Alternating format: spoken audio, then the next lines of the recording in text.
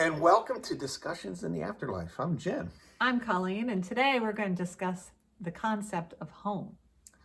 And to lay the groundwork for this conversation, it's important that you know that I lived and raised a family for over 30 years in an old house in Valley, Pennsylvania. And for almost 20 years, I have spent winters in that new house that I built down in Panama. Right, my family and I have lived in several different locations. Well, until we built this house about 20 years ago now. Amongst our Finnegan group, there is no permanent home in the Americas. Exactly. So we're going to explore the idea of home through our invisible friends and family comments that we have recorded over the years. Right, so at the beginning of all of our studies, we always say a big hello to the house.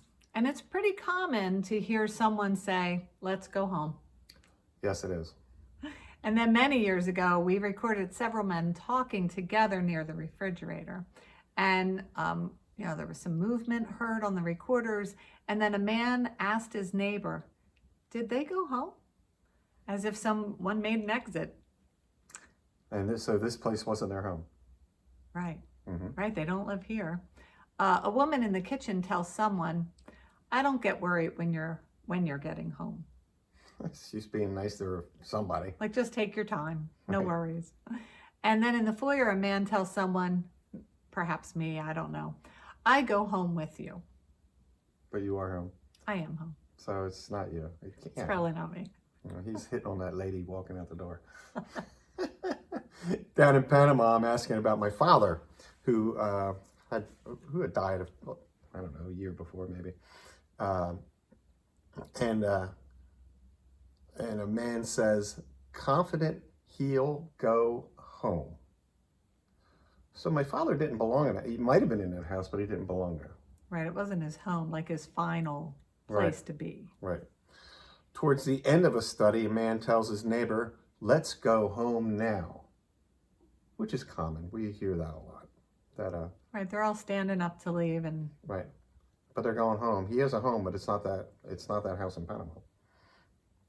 And at one point, I was discussing which group our cousin Bobby, he was adopted and was raised by our aunt, our father's sister.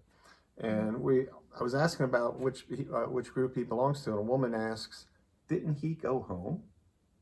right. So what home did he go to? His original birth parents, or, Exactly. his adopted parents? Yep. So home is very slip sliding. But it's not.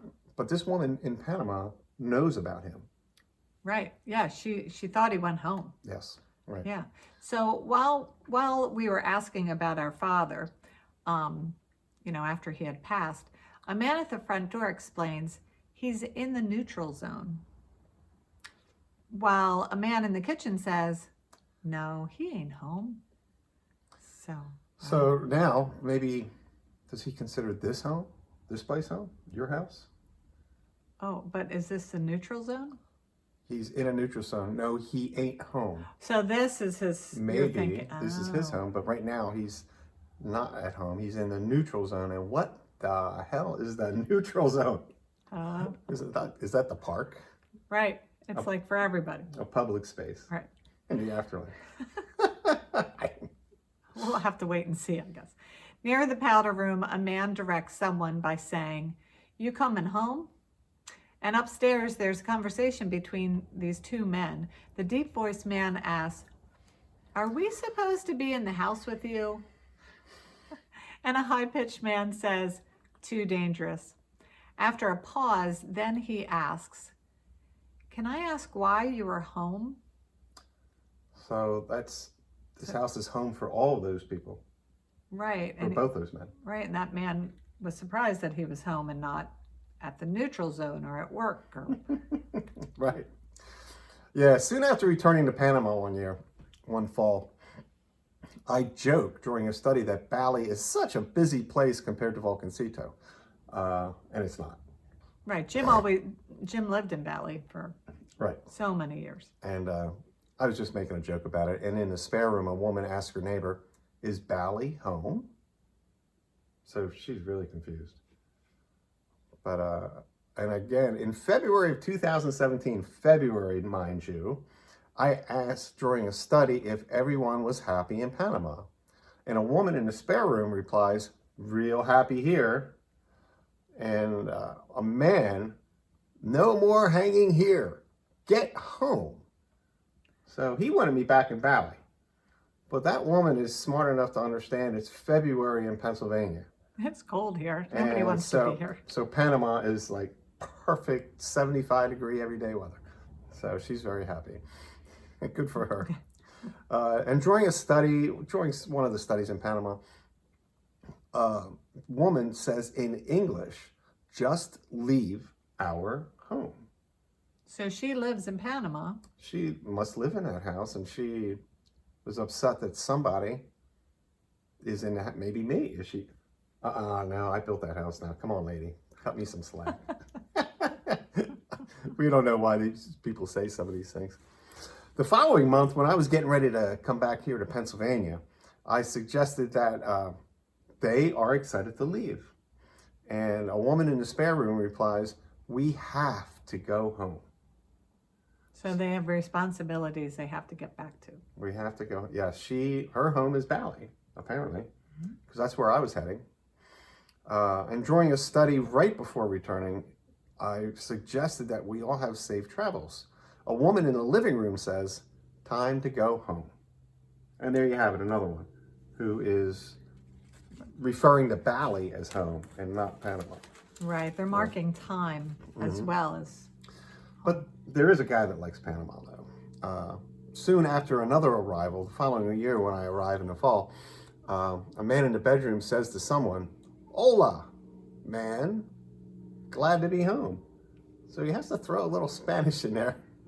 And he apparently really likes Panama. Yeah, he's so happy to be there. Yeah, he's happy to see somebody. Or me, maybe. Maybe. Who knows? And again, just before I leave to come back to Pennsylvania, a man downstairs tells someone, Jim's coming home. Now that's kind of an odd way to put it. That he's in the house in Panama telling somebody, Jim's coming home. So I don't understand why he'd phrase it like that, but... Right, it's a strange way of Right. phrasing it, because if you're coming home, you're usually going to him, but you are with him. Yeah, he's with me. I ask at one point where true home is for all of us. No reply. They are not talking about it. They're not going to explain that to us. Maybe it's just too complicated. I don't know. Maybe. So one time I asked if any of my invisible guests wanted to be interviewed. And of course, there were no takers. But some now want to leave my house. There's this man in the foyer who asks his neighbor, you want to go home? He doesn't want to be interviewed, I guess. And in the kitchen, a woman demands that someone take him home. And a man responds, it wasn't him. Yeah, somebody got in trouble and that woman is Really angry about something. very upset. That guy's getting in trouble. When I eventually ask, where is home? A man near the fridge tells me it's different for you. So for you, home is different than what it is for other people. Interesting. Mm-hmm. And at the glass door, a man states, there's no way I'm going there. Guess he doesn't like where he lives. And in the living room, a man replies, Dublin is best. Dublin, Ireland. He's still attached Yeah, to the old country. Yeah, we probably have something to do with that back many, many, many generations ago. I imagine so. Yeah. So really, to summarize this up, home is where, it seems to be where the majority of their group is. So for a lot of the Finnegan group, this house might be home. It might be that house in Bali, but I'm selling that house. I got settlement coming up in a month. Wow, so where are they all going? So where are those people going? Are they going to move over here with you? It's going to be crowded. Yes. I mean, I'm sure a lot are going to go to Panama next week with me when I leave here. But that's not home for most of them. Home is up here. Right. So what are they going to do? We should ask. Yeah, we'll have to check that out. Right. And as we're asking, we're going to ask you to subscribe, share, spread the word, thumbs up, like us. Thanks very much for watching, everybody.